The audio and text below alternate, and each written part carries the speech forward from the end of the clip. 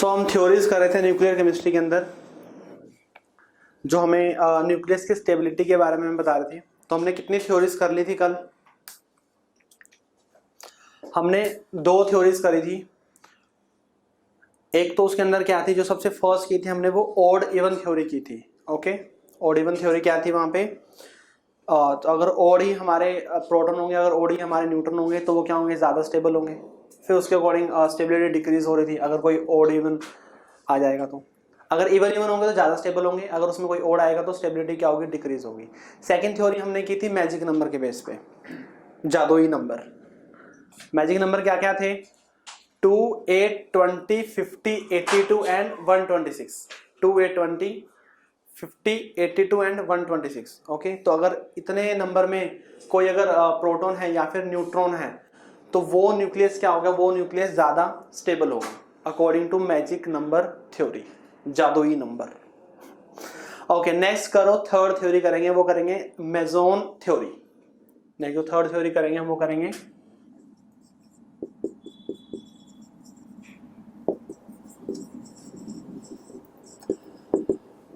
युकावास theory भी बोलते हैं इसको।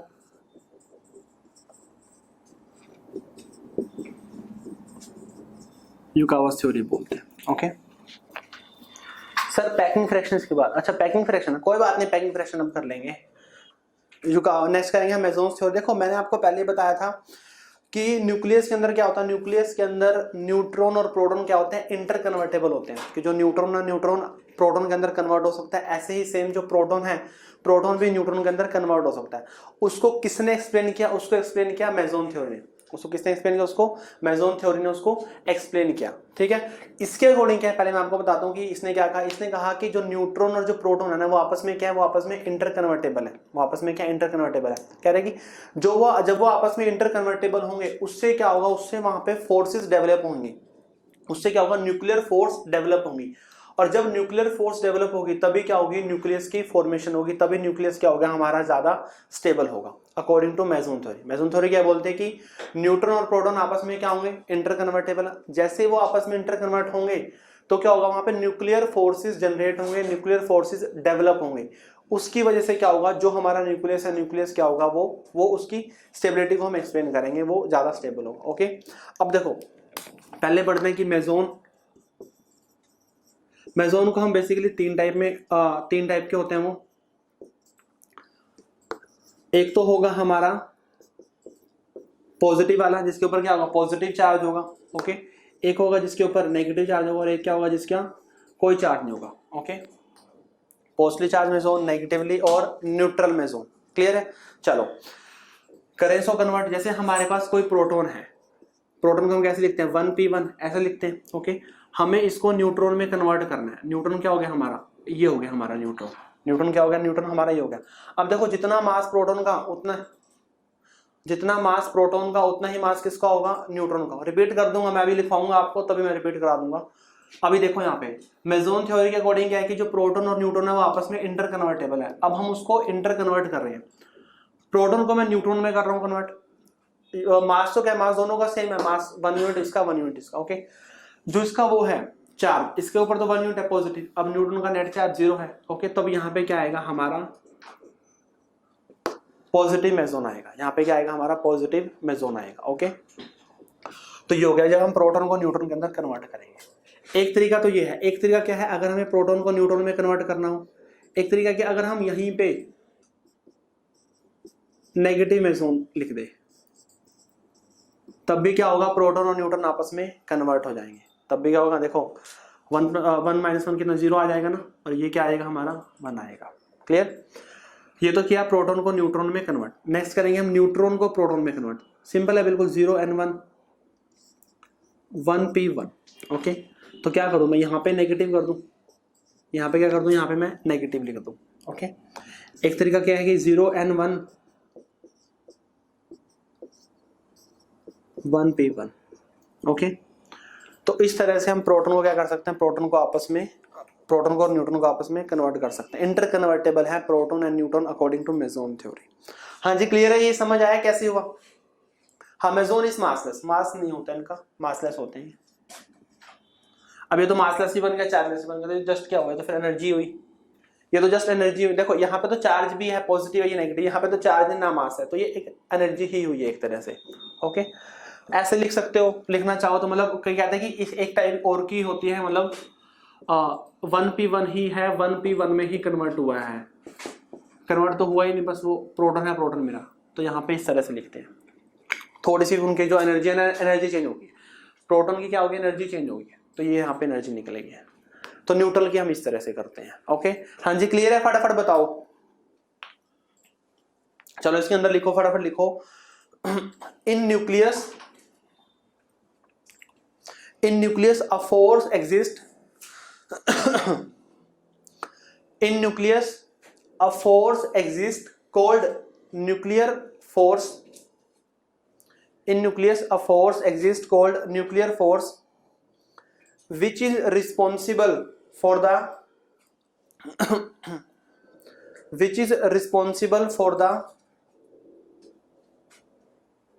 nucleus to remain stable, which is responsible for the nucleus to remain stable.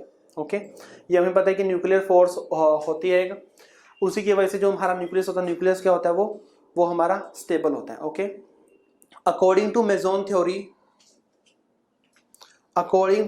Theory,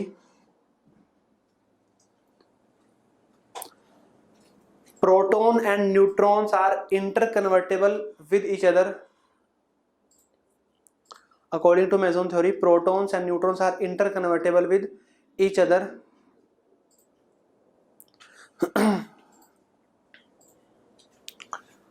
लिख रहे हो ना? And due to these exchanges,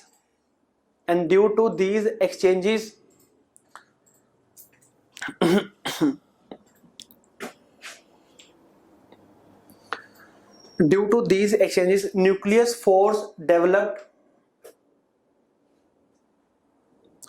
and due to these exchanges nuclear force developed, इसी की वजह से क्या होगा, न्यूक्लियर फोर्स हमारी डेवलप होंगी।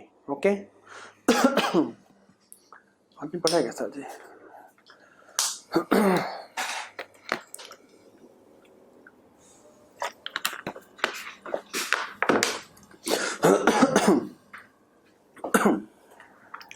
हाँ जी, लिख लिया सर। ये फोर्स कितनी इफेक्टिव होती है, फोर्स कितनी इफेक्टिव होती है, वो तो डिपेंड करेगा ना कितने नंबर में जो हमारे वो हैं कन्वर्ट होते हैं। वैसे शॉर्ट रेंज फोर्सेस होती हैं, क्योंकि आपको पता है कि डिस्टेंस बहुत कम है, तो शॉर्ट रेंज फोर्सेस में ही आती हैं। हाँ जी, नोट कर लिया सबने? ओके, नेक्स्ट थ्योरी लिखो अपनी, वो है हमारी पैकिंग फ्रैक्शन थ्योरी। नेक्स्ट जो थ्योरी है वो लिखो, packing fraction theory. Theory of packing fraction भी बोलते हैं उसको, पैकिंग फ्रैक्शन थ्योरी।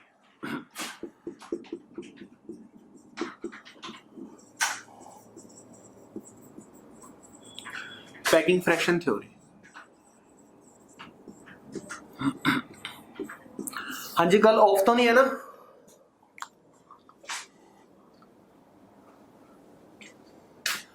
कल का शायद ऑफ है या नहीं है? कल का है, पता नहीं, नहीं है। सैटरडे को छुट्टी होती है, हर बार थोड़ा होती है।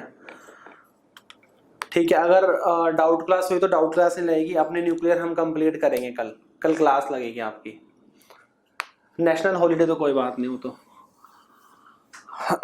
चलो पैकिंग फ्रैक्शन थ्योरी देखो हम पैकिंग फ्रैक्शन ना फाइंड आउट करते हैं। पैकिंग फ्रैक्शन कैसे फाइंड आउट करते हैं, कल हम नॉर्मल क्लास लेंगे। न्यूक्लियर केमिस्ट्री को हम कल फिनिश करते हैं, कल खत्म हो जाएगी न्यूक्लियर केमिस्ट्री। ओके, अगर आज आप 1.5 घंटा लगाना चाहते हो तो मैं फटाफट आज ही खत्म कर दूंगा, 1.5 पौने 2 घंटे में आज भी खत्म हो जाएगी।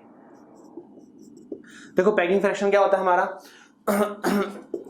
पैकिंग फ्रैक्शन का हमारा फॉर्मूला होता है, वो है हमारा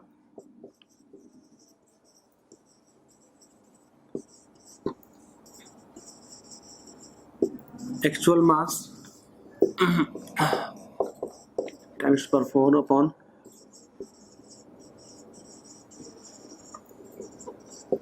होल मास नंबर।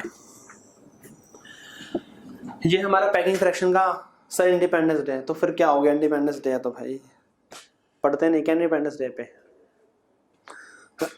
2 नारे लगा लेना, भारत माता की जय, इंडिपेंडेंस डे हो जाएगा। आज ही कर दो। चलो देखते हैं पैकिंग फ्रैक्शन क्या है हमारा। पैकिंग फ्रैक्शन का हमारा फॉर्मूला क्या है हमारा, एक्चुअल मास माइनस हमारा whole mass number into 10⁴ upon में होल मास नंबर।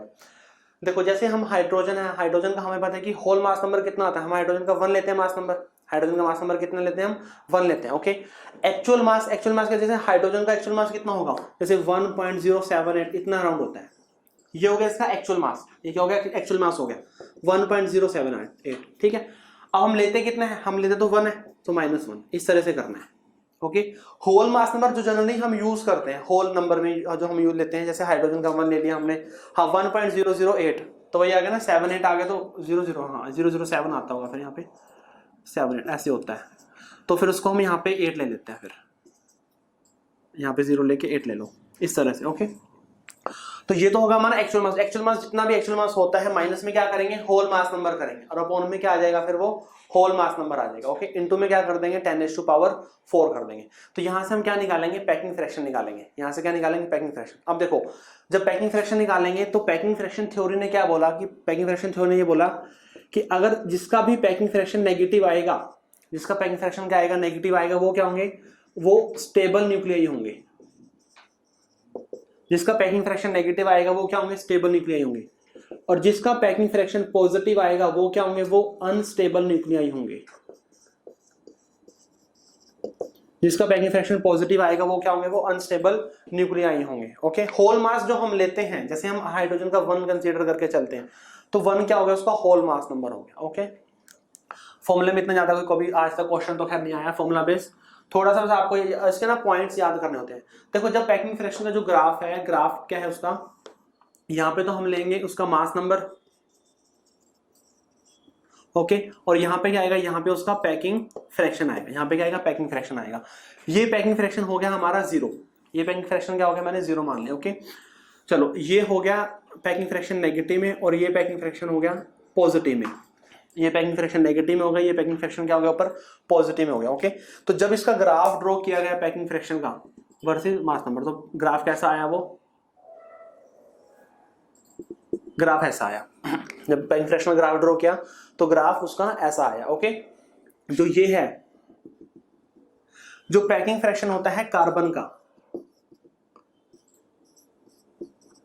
वो एग्जैक्टली क्या होता है, 0 होता है, क्योंकि कार्बन का जो एक्चुअल मास होता है वो बिल्कुल 12 ही होता है वो। ओके, क्योंकि कार्बन को तो हम रेफरेंस लेके ही चलते हैं, तो कार्बन कितना आ गया, वो 12 आ गया, तो पैकिंग फ्रैक्शन फिर कार्बन का कितना हो जाएगा, वो 0 हो जाएगा। तो ये आ गया हमारा कार्बन 12 आइसोटोप। ओके, और उधर से ये आ गया हमारा, यहां से जो हमने किया था बिस्मिथ,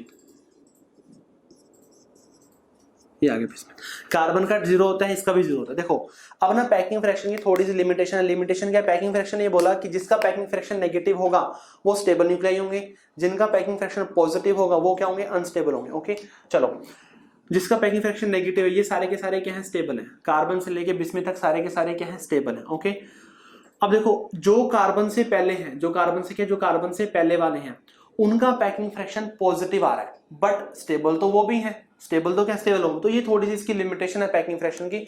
जो बहुत लाइटर न्यूक्लियाई है, लाइटर न्यूक्लियाई मतलब कार्बन से पहले वाले लगा लो, कार्बन को भी इंक्लूड कर लो क्योंकि 0 है उसका भी, तो कार्बन से पहले लगा लो, उनका क्या आ रहा है, उनका पॉजिटिव आ रहा है, 0 और पॉजिटिव आ रहा है। तो पैकिंग फ्रैक्शन के अकॉर्डिंग तो क्या होना चाहिए, अनस्टेबल, बट है क्या, ये स्टेबल है। तो थोड़ी सी इसकी पैकिंग फ्रैक्शन की लिमिटेशन है। इसके बाद ये सही से एप्लीकेबल होता है। कहने का मतलब है कि कार्बन के बाद ये सही से लगता है। स्टार्टिंग के लाइटर न्यूक्लियाई के ऊपर सही से लगता, बाद वालों पे क्या लगता है, बाद वालों पे सही से एप्लीकेबल है। ये हायर न्यूक्लियाई के लिए सही से एप्लीकेबल है, लाइटर के लिए सही से एप्लीकेबल नहीं है। फटाफट बताओ मेरे को, समझ आया नहीं समझ आया, पैकिंग फ्रैक्शन ग्राफ इंपॉर्टेंट है, इसका ग्राफ समझ आना चाहिए, नेगेटिव पॉजिटिव वाला है। हाँ जी, क्लियर है ना। चलो इसमें लिख लो 1-2 लाइनें। इसमें एक तो लाइटर न्यूक्लियाई वाली बात लिख लेना कि for lighter nuclei it is observe that for lighter nuclei the packing fraction क्या आएगा, उसका पॉजिटिव आएगा, बट दिस न्यूक्लियाई यार मतलब स्टेबल होंगे वो ज्यादा, इवन इनसे भी ज्यादा स्टेबल होते हैं वो वाले, बट पैकिंग फ्रैक्शन के अकॉर्डिंग क्या आ रहा था, वो अनस्टेबल आ रहे थे। ओके,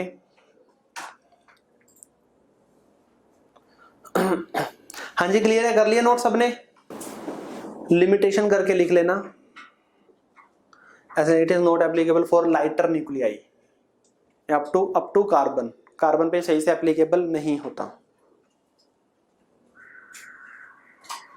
हाँ जी, डन कर लिया आपने। नेक्स्ट लिखो जो हमारी फिफ्थ थ्योरी है, दैट इज मास डिफेक्ट और बाइंडिंग एनर्जी थ्योरी।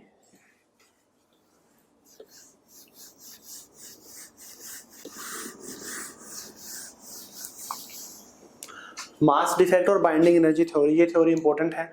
और जो नेक्स्ट करेंगे एन बाय पी रेशो, वो उससे भी ज्यादा इंपॉर्टेंट है। मास डिफेक्ट या फिर बाइंडिंग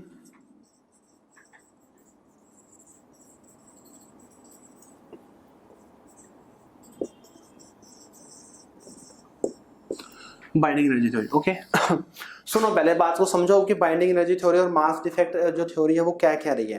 देखो वो ये कह रही है कि हमने कोई कोई हमारे पास एक एटम है, सेंटर में न्यूक्लियस और बाहर क्या है, बाहर इलेक्ट्रॉन्स रिवॉल्व कर रहे हैं। ओके, हमने पूरे एटम का ना वेट ले लिया, पूरे एटम का क्या किया, पूरे एटम का हमने वेट ले लिया। ओके, वो उसको हमने नोट कर लिया।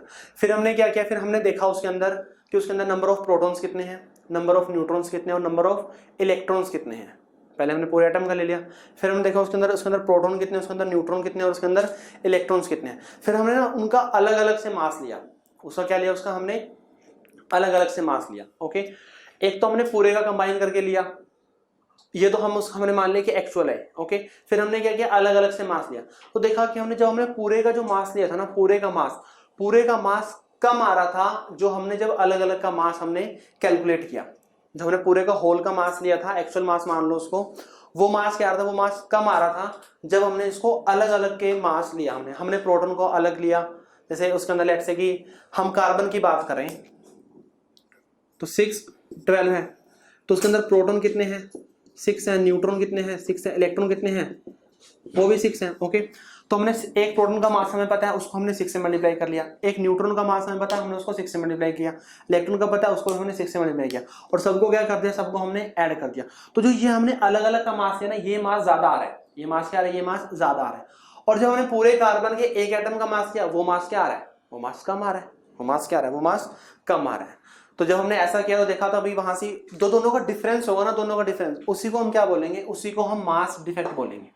उसी को क्या बोलेंगे, उसी को हम मास डिफेक्ट बोलेंगे। ओके, जो ये मास आ रहा है अलग अलग का, ये मास ज्यादा होगा। जब हमने पूरे के कंबाइन करके लिया एक्चुअल मास, वो मास क्या था, वो मास हमारा कम था।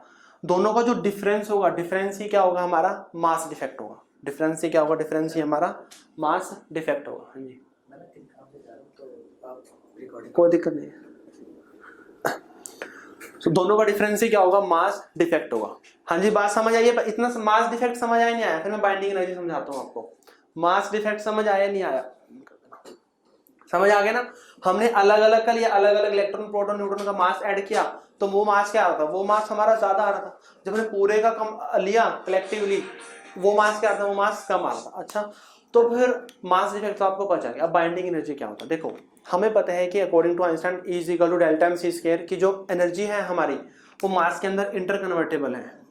जो एनर्जी है वो क्या है, मास के अंदर इंटरकन्वर्टेबल है।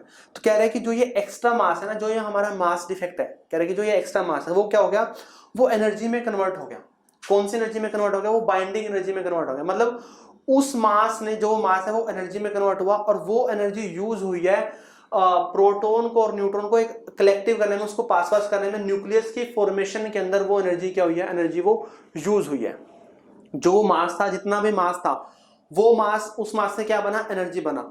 और उस एनर्जी के, देखो बाइंडिंग एनर्जी नाम में है ना, बाइंडिंग एनर्जी, बाइंड करने में हेल्प कर रही है जो हमें energy.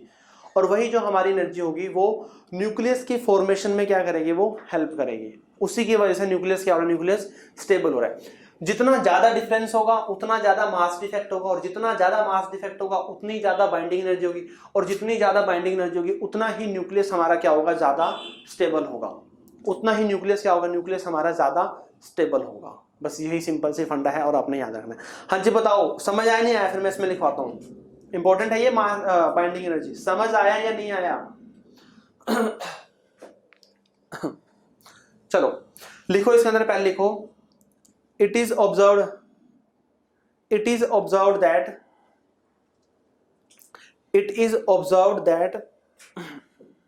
actual mass of atom it is observed that actual mass of atom is less than the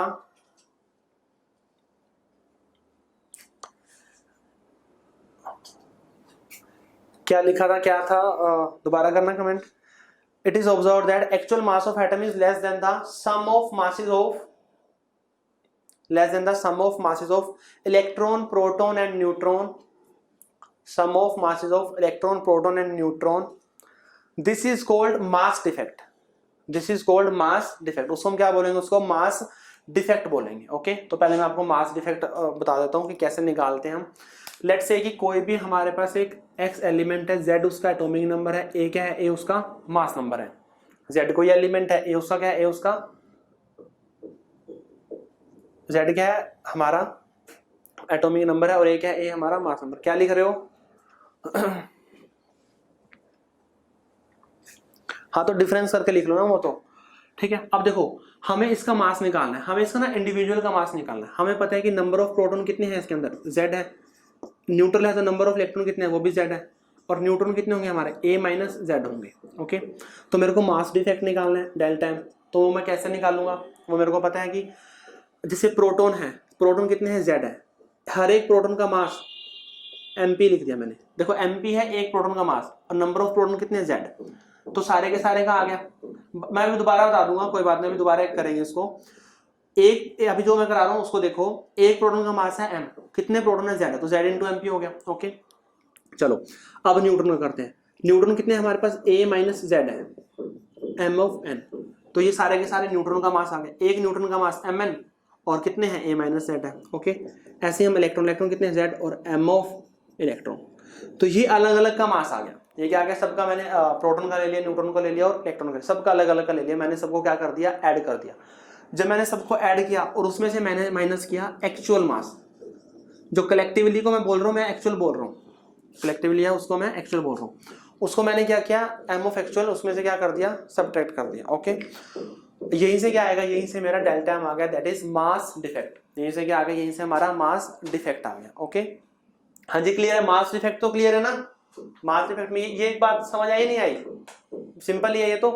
z mass of proton, number of neutron into mass of one neutron plus electron into mass of electron. Okay, minus m of actual, जो मैंने सबका collectively लिया, पूरे का पूरे atom का मैंने लिया, तो वो मैंने इसमें से क्या कर दिया, माइनस कर दिया। ऑब्वियसली ये ज्यादा आता है और ये क्या होता है, ये कम होता है। ओके, यही क्या होता है, हमारा मास डिफेक्ट होता है। देखो देख भी सकते हो कि ये मैंने अलग अलग लिया, ये मैंने अलग अलग लिया। इसके अंदर क्या है, इसके अंदर न्यूक्लियस की फॉर्मेशन हो चुकी है। मैंने इसके अंदर न्यूक्लियस का थोड़ा ना, जो न्यूक्लियस में, न्यूक्लियस को बनने में जो एनर्जी लगी है ना, वो एनर्जी इसके अंदर थोड़ी ना है। ओके, बट इसके अंदर न्यूक्लियस बन चुका है, बस इसी चीज से थोड़ा सा आपको आइडिया लग जाएगा। ओके चलो इसके अंदर लिखो, the difference of the mass, the difference of the mass that is mass defect, the difference of the mass, that is mass defect, that is mass defect, which is equal to energy,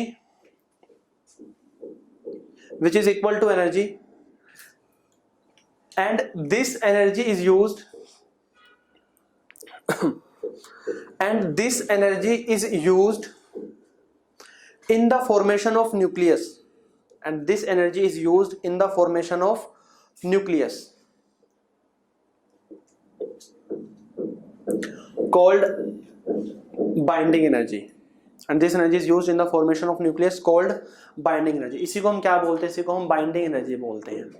इसी को क्या बोलेंगे, इसी को हम binding energy बोलेंगे। Repeat कर दो, the difference of the mass, that is the difference of the mass, that is mass defect, which is equal to energy, which is equal to energy, and this energy is used in the formation of nucleus, and this energy is used in the formation of nucleus called binding energy. उसको क्या बोलेंगे, binding energy. हाँ जी clear है ना, binding energy वाला concept समझ आया, क्या कहने चाह रहे, बाइंडिंग एनर्जी इंपॉर्टेंट है ये तो आप फिजिक्स में भी पढ़ोगे। हाँ जी क्लियर है, चलो अब देखो हम एनर्जी कैसे निकालेंगे, एनर्जी निकालेंगे delta m c square. Energy कैसे निकालेंगे, डेल्टा एम सी स्क्वायर निकालेंगे। ओके चलो, हमने देखा कि जब हमने मास डिफेक्ट को 1 AMU पुट किया, अगर हमारा मास डिफेक्ट क्या हो, 1 AMU हो, अगर हमारा मास डिफेक्ट क्या, अगर हमारा मास डिफेक्ट हो वो हमारा 1 AMU, तो जो हमारी एनर्जी है ना, एनर्जी है वो आई है 931.5 मेगा इलेक्ट्रॉन वोल्ट। अगर हमारा क्या हो, अगर जो हमारा डेल्टा एम है दैट इज मास डिफेक्ट, अगर वो 1 AMU हो, तो जो हमारी एनर्जी है दैट इज बाइंडिंग एनर्जी, वो कितनी आई है, वो हमारी 931.5 मेगा इलेक्ट्रॉन वोल्ट आई है। ओके, तो इससे आपको आइडिया मिल जाएगा कि अगर हमें बाइंडिंग एनर्जी निकालनी है, सो डेल्टा एम इंटू में 931.5 मेगा इलेक्ट्रॉन वोल्ट में आ जाएगी उसकी वैल्यू। जस्ट आपको क्या करना पड़ेगा, जो डेल्टा एम है, डेल्टा एम को पुट करना है इन AMU, डेल्टा एम को पुट करना है आपने AMU में पुट करना है। अगर डेल्टा एम आपका 1 AMU हुआ तो वही आंसर आएगा 931.5 मेगा इलेक्ट्रॉन वोल्ट। ओके, सारी यूनिट वगैरह इसी के अंदर आ गई है, बस आपको ये फॉर्मूला याद रखना है, 931.5 मेगा इलेक्ट्रॉन वोल्ट।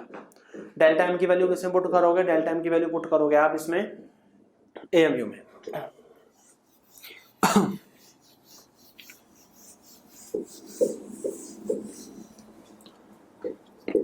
फिर इसका ग्राफ करते हैं।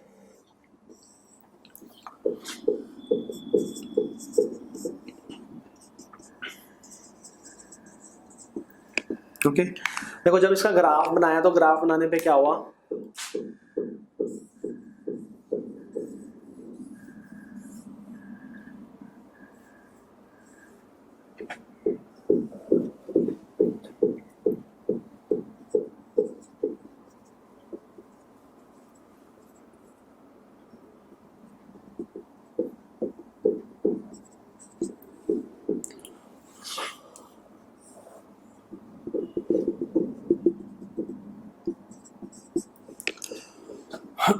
ये ग्राफ बना इसका mass binding energy versus mass number. Okay, starting में देखा गया कि जो 4 का मल्टीपल था, ब्लर नहीं है, बिल्कुल सही है, कोई ब्लर नहीं है, जो 4 का मल्टीपल था, जो मास नंबर जैसे 4 का मल्टीपल, जैसे हीलियम आएगा यहाँ पे, फिर 8 आएगा। वीडियो क्लियर नहीं है क्या,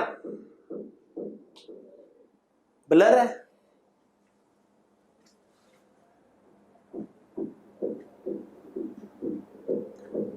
क्लियर हो गया यार, सही है, सही है, हो गया अब सही।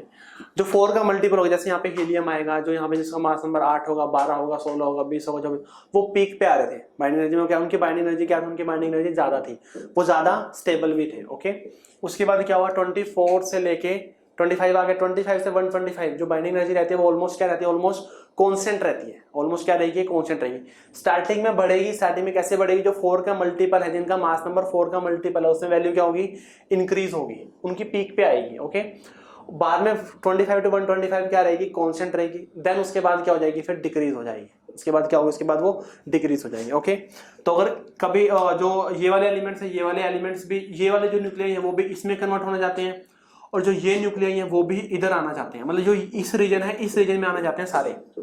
ओके, जब वो इधर से इधर आएंगे तो कैसे आएंगे वो, अगर उनका फ्यूजन होगा तभी आएंगे, उनका फ्यूजन होगा तभी आएंगे। और इधर से इधर कैसे आएंगे, जब उनका फिजन होगा तभी आएंगे। ओके, फ्यूजन है, पता ना कि फ्यूजन अगर जो स्मॉल न्यूक्लियाई है वो कंबाइन करेंगे, क्या करेंगे, वो बड़ा न्यूक्लियाई फॉर्म करेंगे।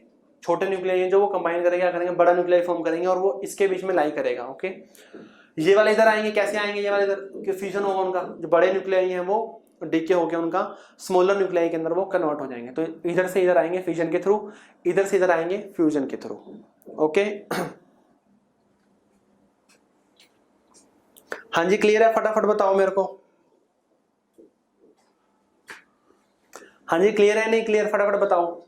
नोट कर लिया सबने? सर ये बीच में क्यों आएंगे, बीच में इसलिए आएंगे ना क्योंकि इनकी बाइंडिंग एनर्जी ज्यादा है, बीच वालों की बाइंडिंग एनर्जी सबसे ज्यादा है। इधर इंक्रीज हो रही है, पीक के साथ इंक्रीज हो रही है, 4 के मल्टीपल की ज्यादा है बस। ओके, 4 के मल्टीपल की ज्यादा से आप ऐसे भी लगा सकते हो कि इवन वालों को थोड़ा बहुत फॉलो कर रहे हैं ये। ओके, इवन को थोड़ा फॉलो कर रहे हैं, और इसका कोई खास मतलब ऐसा कोई बाइंडिंग एनर्जी में कोई खास रीजन नहीं देगा कि 4 का मल्टीपल क्यों ज्यादा आ रही है, और इनके बीच में कांस्टेंट आ रही है, इनकी सही आ रही थी। इसके बाद फिर दोबारा क्या डिक्रीज होगी, तो इधर वाले इधर जाना चाहेंगे क्योंकि इधर बाइंडिंग एनर्जी क्या है, कम है। मैंने अभी बताया ना आपको कि जितना ज्यादा मास डिफेक्ट होगा उतना ज्यादा क्या होगी, बाइंडिंग एनर्जी होगी, और जितनी ज्यादा बाइंडिंग एनर्जी होगी उतनी ही स्टेबिलिटी ऑफ न्यूक्लियस, उतनी ही स्टेबिलिटी ऑफ न्यूक्लियस क्या होगी, ज्यादा होगी। तो हर कोई चाहता है कि उसकी बाइंडिंग एनर्जी क्या हो, बाइंडिंग एनर्जी ज्यादा हो। कैसे ज्यादा होगी, वो बीच में आएंगे, इधर वाले फिजन के थ्रू, उधर वाले फ्यूजन के through.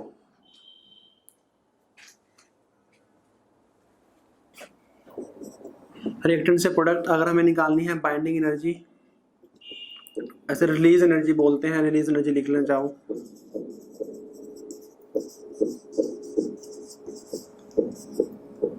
Of product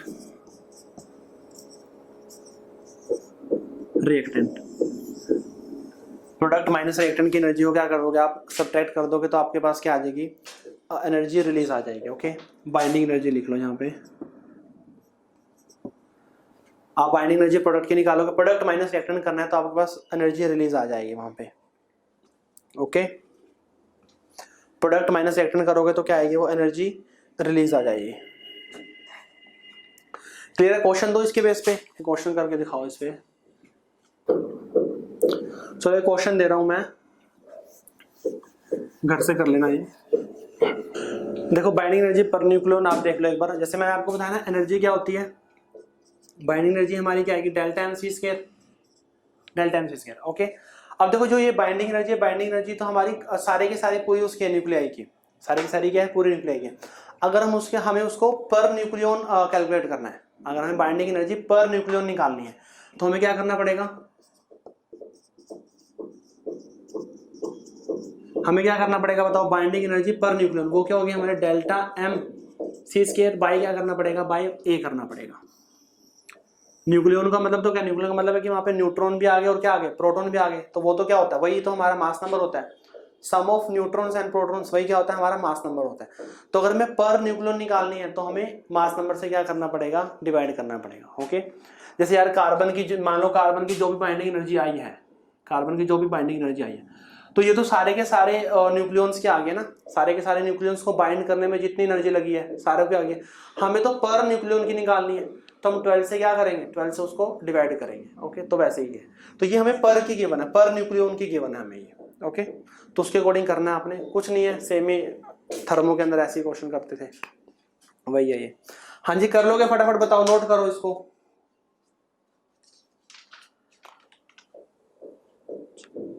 one 160 answer आएगा, आंसर लिख लेना इसका।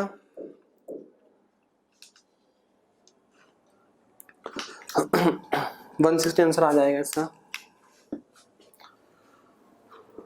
चलो कर दूं मैं साफ इसको। न्यूक्लियॉन्स मतलब प्रोटॉन्स और न्यूट्रॉन्स, उनका सम।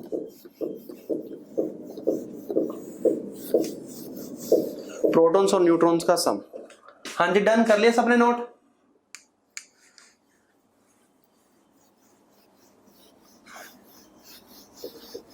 चलो नेक्स्ट लिखो, जो हमारी नेक्स्ट थ्योरी है वो है हमारी N/P रेशो।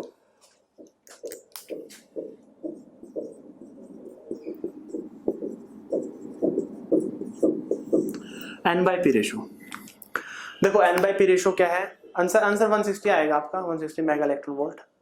नोट कर लेना, करके देखना, फिर हो जाएगा सॉल्व। ओके, देखो नेक्स्ट देखो N/P रेशो या फिर N/P रेशो थ्योरी। ओके, ये भी हमें न्यूक्लियस की स्टेबिलिटी के बारे में बताते हैं और इवन बहुत ही ज्यादा इंपॉर्टेंट थ्योरी है, सबसे ज्यादा इंपॉर्टेंट यही है। इसी से हम आगे बताएंगे कि कब हमारा कौन सा डीके होगा। जैसे हमें कोई भी एक एलिमेंट गिवन है तो उसमें हमसे पूछेंगे कि बताओ इसके अंदर कौन सा डीके हुआ, तो वो हम N/P रेशो से कैलकुलेट करेंगे। पहले हम N/P रेशो देखें, उसी के अकॉर्डिंग देखेंगे कि उसके अंदर अल्फा डीके होगा, उसके अंदर बीटा डीके होगा, बीटा में भी बीटा कौन सा होगा, बीटा पॉजिटिव और बीटा नेगेटिव, या फिर उसमें के कैप्चर, एक नई टर्म आएगी के कैप्चर, या फिर उसमें के कैप्चर होगा। आज की नोट, ठीक है, नोट सेंड कर दूंगा मैं।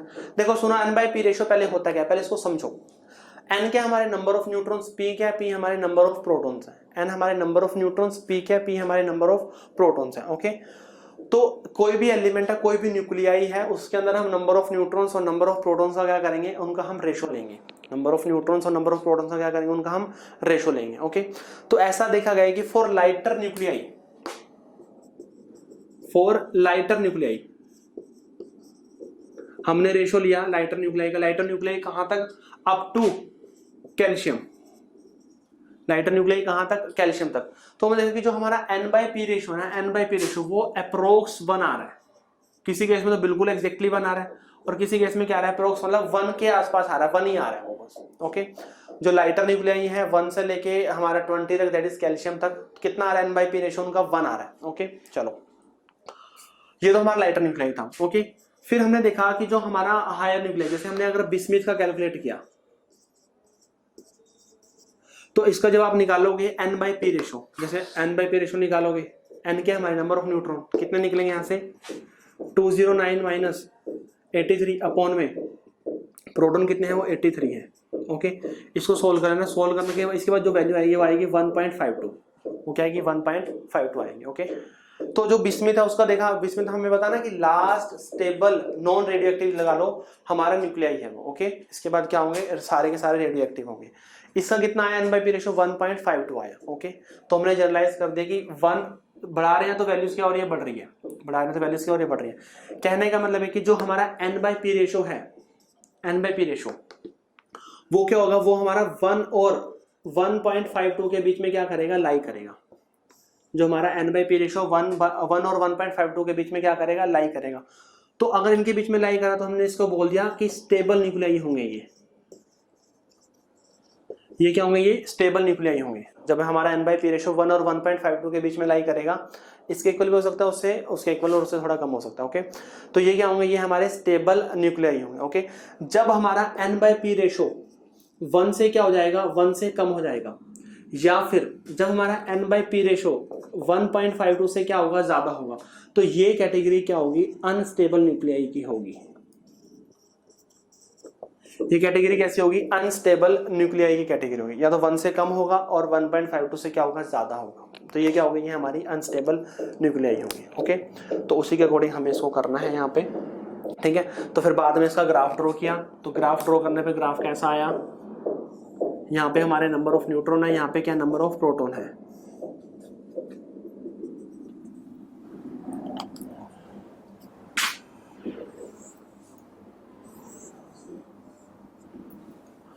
देखो, जब N/P रेशो 1 होगा तो स्ट्रेट लाइन जाएगी, कहां तक जाएगी स्ट्रेट लाइन, सिर्फ ये कैल्शियम तक जाएगी। स्ट्रेट लाइन जाएगी कहां तक जाएगी, ये सिर्फ कैल्शियम तक जाएगी, क्योंकि कैल्शियम हमें पता है कि प्रोटॉन न्यूट्रॉन में 20 और प्रोटॉन कितने हैं, वो भी 20, तो कितना आएगा रेशो, 1 आएगा रेशो। ओके, और बाकियों के लिए क्या होगी, फिर ये 1 से डेविएट हो जाएगी, बाकियों के लिए क्या होगी, ये 1 से फिर डेविएट हो जाएगी। जब ये 1 से डेविएट होगी तो ये बनेगा, और यहाँ पे ना बैंड बनता है, ये बेल्ट बनती है, इसको बोलते हैं N/P belt, N/P ratio belt बोलते हैं, बैंड बोलते हैं या फिर इसको। ओके, हाँ जी, क्लियर है। ये इसका ग्राफ बनेगा N/P रेशो का। N/P रेशो क्या बनेगा, ये हमारा ग्राफ बनेगा। हाँ जी, डन, क्लियर है। फटाफट बताओ मेरे को, बिस्मिथ का कितना आएगा, बिस्मिथ का आएगा, सर ये ग्राफ दोबारा बता दो। देखो ग्राफ में क्या है, ग्राफ मैंने बता दिया कि यहाँ तक कैल्शियम मैंने बताया कैल्शियम का 1 आ रहा है, ऑब्वियसली यहाँ भी रहा है 1, उसका भी 20, नंबर ऑफ न्यूट्रॉन्स भी 20, प्रोटॉन भी 20, दोनों को डिवाइड करोगे 1। तो जब number of neutron proton same होंगे तो लाइन स्ट्रेट जाएगी ना, तो लाइन स्ट्रेट लाइन जाएगी, तो यहाँ तक जाएगी जहाँ तक कैल्शियम है। ये तो डॉटेड है कि ऐसी जानी चाहिए, मतलब इसको चाहे ना भी लिखो। फिर क्या होगा, फिर यहाँ से डेविएट हुआ, फिर यहाँ से क्या हुआ, यहाँ से वो डेविएट होना शुरू हुआ, फिर ये है हमारा। देखो डेविएट हुआ कैसे हुआ, फिर 1 से ज्यादा वैल्यू है 1.52 आ रही है। 1.52 का मतलब क्या है कि नंबर ऑफ न्यूट्रॉन्स ज्यादा है, प्रोटॉन्स क्या है, प्रोटॉन्स कम है, तो फिर न्यूट्रॉन की तरफ ज्यादा बनेगा ना ग्राफ, फिर ऐसे बनेगा, ऐसे बनेगा। इस केस में क्या है, नंबर ऑफ न्यूट्रॉन ज्यादा है पर प्रोटॉन क्या है, प्रोटॉन कम है, तभी तो वैल्यू हमारी 1 से ज्यादा आएगी, तो फिर वो ऐसे ही हमारी लाइन वो डेविएट हो जाएगी। और फिर बहुत सारे जब न्यूक्लियाई की देखी तो फिर एक बेल्ट टाइप से बन गई, बेल्ट टाइप से बन गई। ऊपर वाली नहीं है, कभी ऊपर वाली को भी कर लो। N/P रेशो हाइड्रोजन पे लगेगा, हाइड्रोजन एक्सेप्शन है, साइड में बॉक्स बना के लिख लो, it is not applicable for hydrogen. हमें पता है कि हाइड्रोजन का जो N/P रेशो है वो कितना आएगा, नंबर ऑफ न्यूट्रॉन तो है नहीं, 0 आएगा, जबकि हम 1 की बात कर रहे हैं। ओके, मैं कह रहा हूँ देखो अप्रोक्स 1 मैंने यहाँ पे लिखा ना, अप्रोक्स 1, बिल्कुल एग्जैक्टली हर बार 1 नहीं बोला, अप्रोक्स 1 भी बोला है। वही बोल रहा है कि बच्चा फ्लोरीन के लिए तो 10/9 आएगा, तो अप्रोक्स 1 बोला मैंने, 1 पॉइंट यहाँ पे कितना आएगा, 1 आएगा, ठीक है ना, अप्रोक्स 1 बोल रहा है मैंने। जिनका एग्जैक्टली 1 आएगा वो इसके अकॉर्डिंग ज्यादा स्टेबल होंगे, जिनका एग्जैक्टली 1 नहीं आएगा वो थोड़े से कम ज्यादा होंगे। वो इतना समझ है तो बताओ, फिर मैं इसमें कोई एक नई चीज करेंगे, फिर हम टाइप्स ऑफ डिकेज के अंदर स्टडी करें। इतना क्लियर है, पहले फटाफट बताओ मेरे को। क्लियर है इतना? चलो कर दो साफ मैं इसको, फिर इतना टाइम हो गया। चलो नेक्स्ट करेंगे हम टाइप्स ऑफ डीके। दोबारा मतलब एन बाई पी रेशो के अकॉर्डिंग करेंगे, एन बाई पी रेशो पे दोबारा आएंगे। मैं बताऊंगा आपको जैसे अगर ये कम है या ज्यादा है तो कौन से टाइप का डीके होगा। यही बहुत इंपॉर्टेंट क्वेश्चन बनता है कि कोई हमें न्यूक्लियाई दे देगा, उसका हमें बताना है कि बताओ इसमें कौन सा डीके होगा, अल्फा होगा, बीटा होगा, गामा होगा। तो हमें कैसे पता चलेगा? वो हमें एन बाई पी रेशो से पता चलेगा। एन बाई पी रेशो ही हमें बताएगा कि कौन से टाइप का डीके होगा। पर पहले डीके हमें समझ आनी चाहिए, तभी हम उसको एन बाई पी से करेंगे। नेक्स्ट लिखो टाइप्स ऑफ डीके। नेक्स्ट लिखो टाइप्स ऑफ डीके।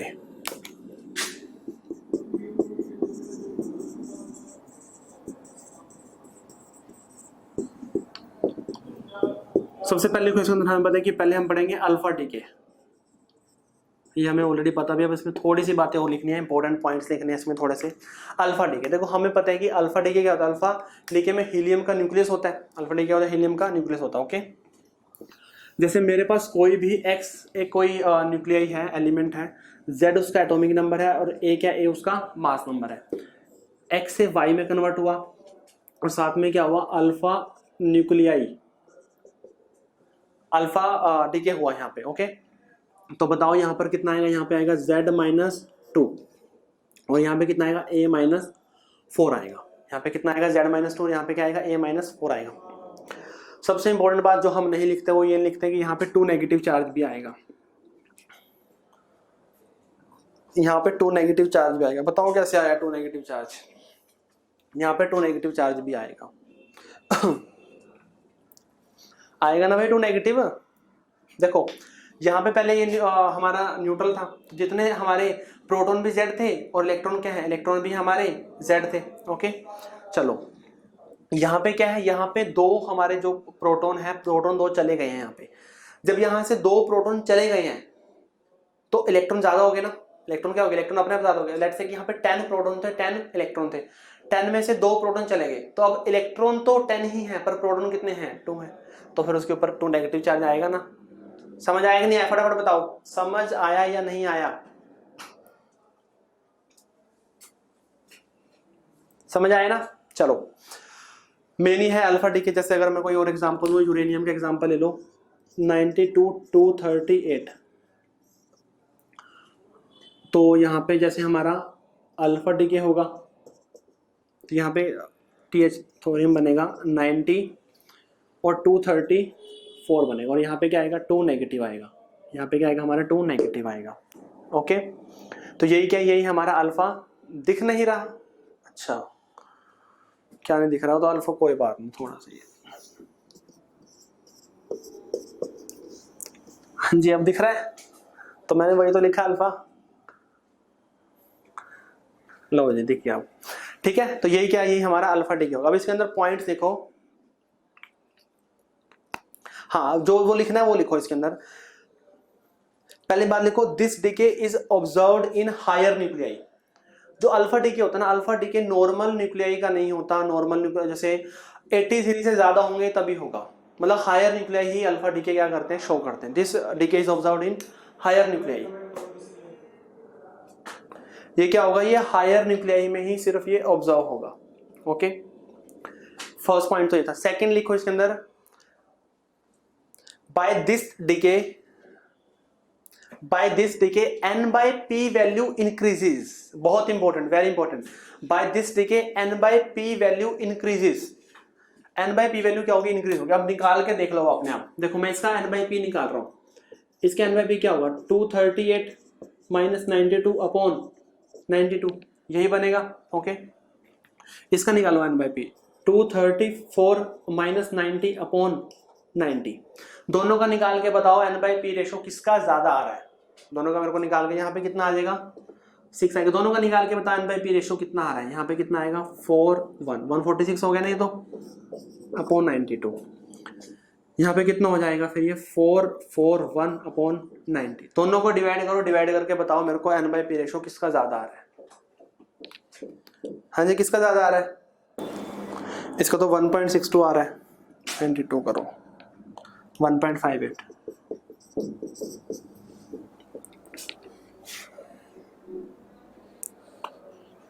और इसका कितना आ रहा है 1.6 आ रहा है, इसका एग्जैक्टली 1.6 आ रहा है।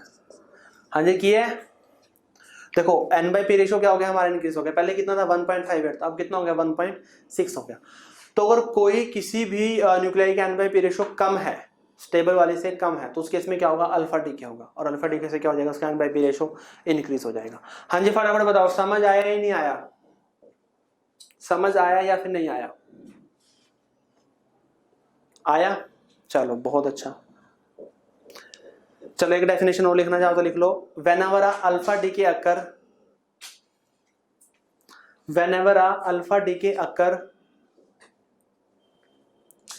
the mass number decrease by 4 unit and atomic number decrease by 2 unit। पता ही है आपको, जो बनेगा मास नंबर डिक्रीज हो जाएगा 4 यूनिट और एटॉमिक नंबर डिक्रीज हो जाएगा 2 यूनिट। ओके हाँ जी क्लियर है।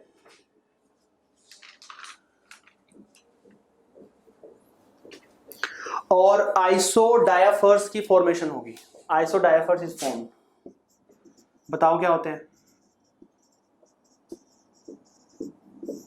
ये होते हैं स्पेलिंग,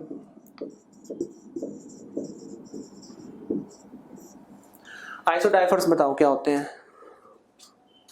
हाँ n-p का रेशियो कांस्टेंट होगा, n-p क्या होगा, n-p हमारा कांस्टेंट होगा। न्यूट्रॉन माइनस प्रोटॉन का रेशियो क्या होगा, न्यूट्रॉन माइनस प्रोटॉन क्या होंगे कांस्टेंट होंगे। यहाँ पे न्यूट्रॉन कितने हैं 146 माइनस 92, यहाँ से आएगा, यहाँ से कितना आएगा 234 नहीं सॉरी 144 माइनस 90 ये आएगा है हमारे पास। यहाँ पे कितना आएगा 4, यहाँ पे 5, तो 54 आ गए यहाँ पे, और यहाँ पे कितना आएगा 4 और 5 दोनों क्या है 54 है। तो किसकी फॉर्मेशन होगी, आइसोडायाफर्स की फॉर्मेशन होगी। n-p क्या होगा, कांस्टेंट होता है, वो सेम रहता है मतलब न्यूक्लियर रिएक्शंस में। हाँ जी क्लियर है, फटाफट बताओ सिद्धांत अबव रिएक्शन। आइसोडायाफर्स बता दो सर, आइसोडायाफर्स क्या है, आइसोडायाफर्स हमारा n-p मतलब number of neutrons minus number of protons करो, वो रिएक्शंस के अंदर क्या होंगे कांस्टेंट होंगे, मतलब जितना इसका n-p आएगा उतना ही इसका क्या आएगा n-p आएगा, दोनों का n-p क्या आएगा वो हमारा सेम आएगा, दोनों का n-p क्या आएगा वो हमारा सेम आएगा। ओके हाँ देखो वो बोल रहे हैं कि सर ये रिएक्शन तो होगी नहीं क्योंकि यहाँ पे 1.6 आ गई है, 1.58 इंक्रीज हो गया।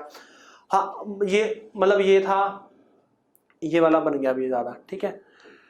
देखो ये मैंने बीच का एक स्टेप लिखा है, बीच का स्टेप लिखा है, यूरेनियम वाला यहाँ नहीं रुकता, यूरेनियम फिर आगे जाता रहता है, जो उन्हें अल्फा होगा इसके अंदर, बाकी बीटा नेगेटिव डीके होगा यहाँ पे। ओके तो हम आगे वो भी करेंगे कि किसी एक रिएक्शन के अंदर number of alpha and beta decay कितने होते हैं, ऐसा नहीं कि हर बार बीटा ही हो रहे हैं, ऐसा कभी नहीं होगा, या फिर हर बार अल्फा ही हो रहे हैं, ऐसा नहीं होगा किसी रिएक्शन के अंदर। ये तो बीच का स्टेप है एक तरह से ना, और डीके होता रहेगा और डीके होता रहेगा, तो उसके अकॉर्डिंग फिर वो सही n/p रेशियो आ जाएगा।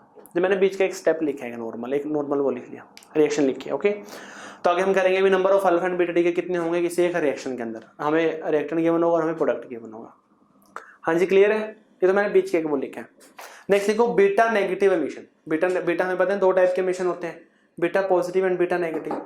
नेक्स्ट देखो बीटा नेगेटिव एमिशन,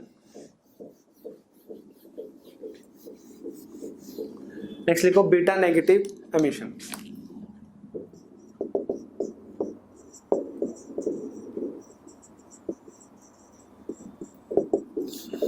देखो हम पता है कि x को एलिमेंट z उसका डोमेन नंबर, a उसका मास नंबर, यहां से क्या बना y बना -1 e 0 बना।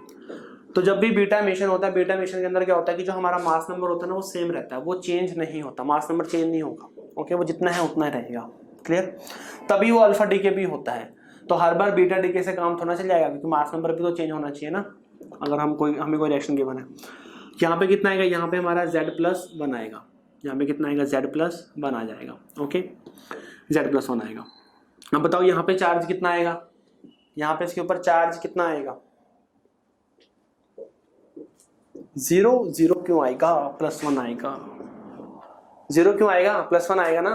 इलेक्ट्रॉन लिखा हुआ है मैंने, इलेक्ट्रॉन के ऊपर तो नेगेटिव चार्ज है ना, ऐसा भी कर सकते हो। देखो एक्चुअल में बीटा नेगेटिव एमिशन में होता क्या है, बीटा नेगेटिव एमिशन में क्या होता है, ये भी एक तरह से मेसोन थ्योरी से रिलेटेड है थोड़ा सा, पर मेसोन एक अलग बात है, उन्होंने अपने ही पार्टिकल्स के बारे में बात की है, यहाँ पे हम इलेक्ट्रॉन के थ्रू करेंगे। देखो हुआ क्या, यहाँ पे नंबर ऑफ जो हमारे वो हैं, नंबर ऑफ न्यूट्रॉन वो कितने हैं, a - z है, यहाँ पे नंबर ऑफ न्यूट्रॉन कितने हैं, सुनो ध्यान से एक बार इसको, a माइनस जेड।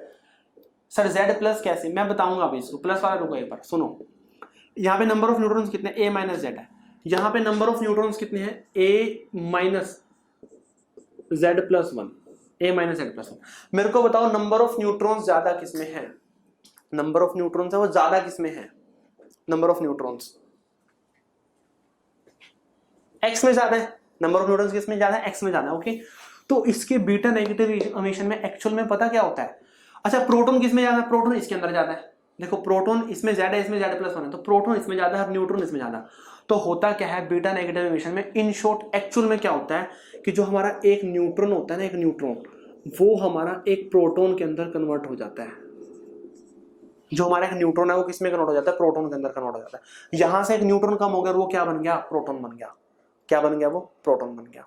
ओके, और साथ में यहाँ पे बताऊं एनर्जी रिलीज होती है ये वाली, एंटी न्यूट्रिनो रिलीज होता है। ध्यान रखना ये बीटा नेगेटिव इमिशन में एंटी न्यूट्रिनो रिलीज होता है, एंटी न्यूट्रिनो एनर्जी है ये। ओके, एंटी न्यूट्रिनो एनर्जी थोड़ी एंटी न्यूट्रिनो के फॉर्म में। सर न्यूट्रॉन वाई में कैसे ज्यादा है, न्यूट्रॉन वाई में ज्यादा कैसे है भाई, कोई एग्जांपल ले लो, नॉर्मल एग्जांपल से कर लो।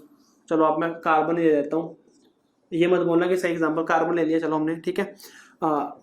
करो इमिशन करो, एंटी न्यूट्रिनो निकाल दो यहाँ से, बताओ 6 है, यहाँ पे क्या आएगा 7 का आएगा, कोई 7 वाला आ गया, ठीक है। 7 माइनस 1 ये बनेगा ना। ओके, अब देखो ये कितना आएगा, तो 12 का 12 रहेगा। मेरे को पता है कि वाली रिएक्शन पॉसिबल नहीं है, बट हमने वैसे लिखा है। यहाँ पे निकालो नंबर ऑफ न्यूट्रॉन कितने हैं, 6 है। प्रोटॉन कितने हैं, यहाँ पे प्रोटॉन हमारे 6 हैं। यहाँ पे नंबर ऑफ न्यूट्रॉन कितने हैं, 5 है। और प्रोटॉन कितने हैं, प्रोटॉन हमारे 7 है। तो वही है कि यहाँ से जो एक न्यूट्रॉन है वो प्रोटॉन के अंदर क्या हो गया, कन्वर्ट हो गया। एक्चुअल में बीटा नेगेटिव इमिशन में होता ही यही है। हमें लगता है कि इलेक्ट्रॉन निकला है वहां से, बट जो हमारा न्यूट्रॉन है, न्यूट्रॉन प्रोटॉन में कन्वर्ट हुआ, तब जाके इलेक्ट्रॉन निकला है वहां से, तब जाके क्या लिखना है वहां से, इलेक्ट्रॉन निकला। हाँ जी, समझ आया या नहीं आया, फटाफट बताओ मेरे को, समझ आया या फिर नहीं आया। बीटा नेगेटिव इमिशन में एंटी न्यूट्रिनो रिलीज होता है, एंटी न्यूट्रिनो एनर्जी है तो चार्जलेस मासलेस है तो। हाँ जी, समझ आया या फिर नहीं आया, फटाफट बताओ मेरे को। आ गया सर, पहले न्यूट्रॉन में एक्स को छोड़ दो यार, मैं अब एक्स वाई पे नहीं बात, मैंने एग्जांपल दे देना, एग्जांपल के थ्रू करो न्यूट्रॉन और प्रोटॉन। एक्स वाई को छोड़ दो, इसके अकॉर्डिंग करो अब नंबर ऑफ न्यूट्रॉन प्रोटॉन। अच्छा एन बाई पी रेशो भी निकाल दो, एन बाई पी रेशो, इसका एन बाई पी रेशो अगर मैं निकालूं तो कितना आ रहा है, 1 आ रहा है। एन बाई पी रेशो से कितना आ रहा है, 1 आ रहा है। नहीं आया, चलो अभी आ जाएगा, 1 मिनट को। एन बाई पी रेशो कितना आ रहा है, 1 आ रहा है। इसका एन बाई पी रेशो निकालोगे तो वो कितना आ रहा है, 5/7। 1 से क्या हो गया, कम हो गया। तो बीटा नेगेटिव इमिशन में क्या होता है, एन बाई पी रेशो हमारा डिक्रीज होता है। एन बाई पी रेशो क्या होता है, डिक्रीज होता है। हाँ जी, देखो एक बार जिसको समझ नहीं आया ये, हाँ किसने, आदित्य ने किया था मैसेज। हाँ जी, ये क्लियर है, ये कैसे बनी, ये सही है ना। इसमें कोई डाउट आशंका कुछ हो तो बताओ। हाँ जी बताओ, फटाफट बताओ। अदिति अरोड़ा शायद,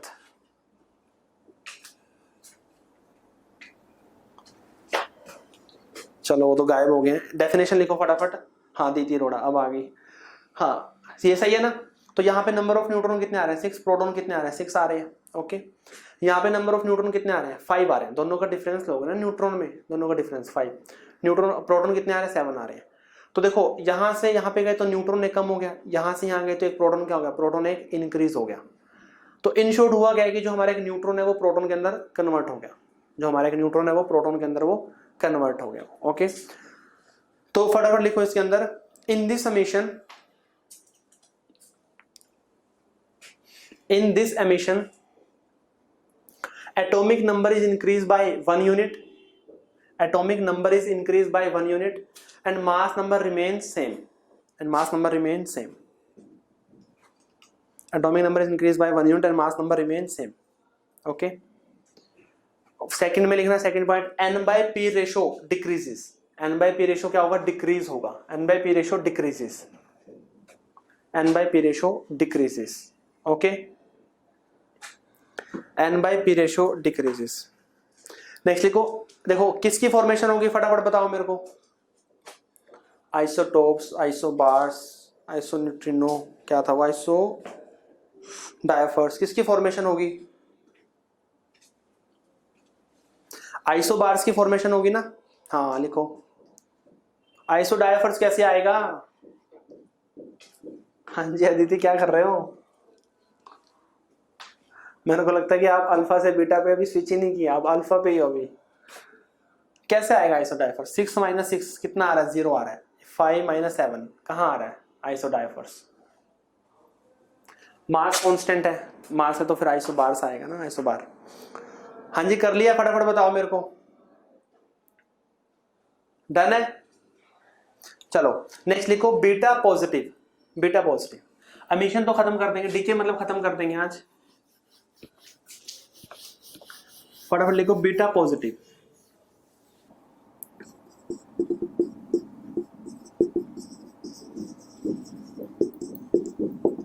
बीटा पॉजिटिव ठीक है। देखो बीटा पॉजिटिव ठीक है, वही है कि हमारे पास कोई एक एलिमेंट है ZA, किस में बना? Y में बना, और क्या निकला यहाँ से? पॉजिट्रॉन निकला। जब पॉजिट्रॉन निकलता है तो यहाँ पे जो न्यूट्रिनो निकलता है, यहाँ पे क्या निकलता है? यहाँ पे हमारा न्यूट्रिनो निकलता है। बीटा नेगेटिव में क्या निकलता है? बीटा नेगेटिव में एंटी न्यूट्रिनो, यहाँ पे न्यूट्रिनो निकलेगा। ओके, और यहाँ +1, Z-1 और A सेम होगा।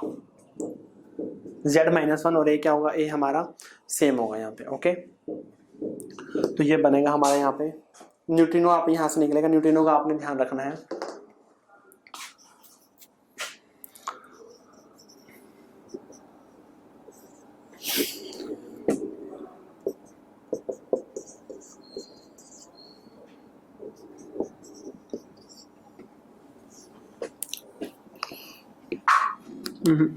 तो नहीं हो,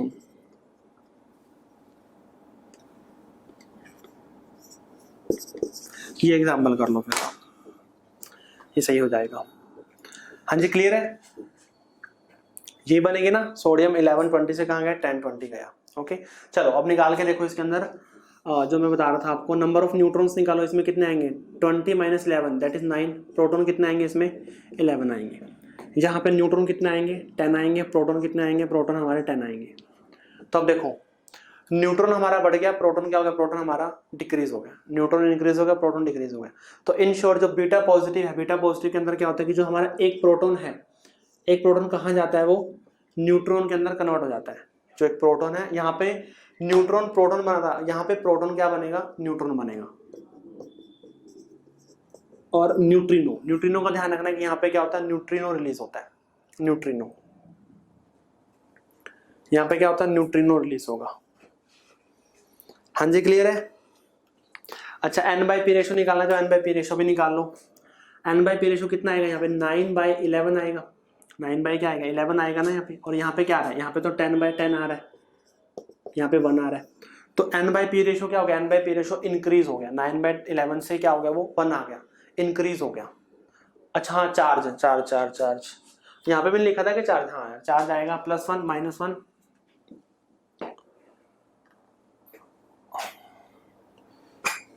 फिर भी उसके अकॉर्डिंग आ जाएगा। यहाँ पे -1 आया था, यहाँ पे +1 आ जाएगा फिर, क्योंकि यहाँ पे प्रोटॉन बढ़ गया ना। प्रोटॉन बढ़ गया तो यहाँ पे +1 चार्ज आएगा, और यहाँ से प्रोटॉन कम हो गया तो फिर -1 चार्ज आएगा यहाँ पे।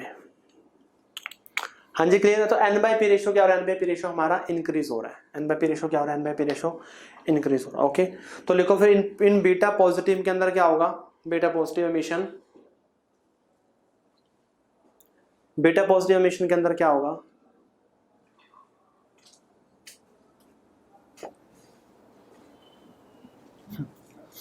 बस यही करेंगे, बाकी कल कर लेंगे। फटाफट लिख लो इसको।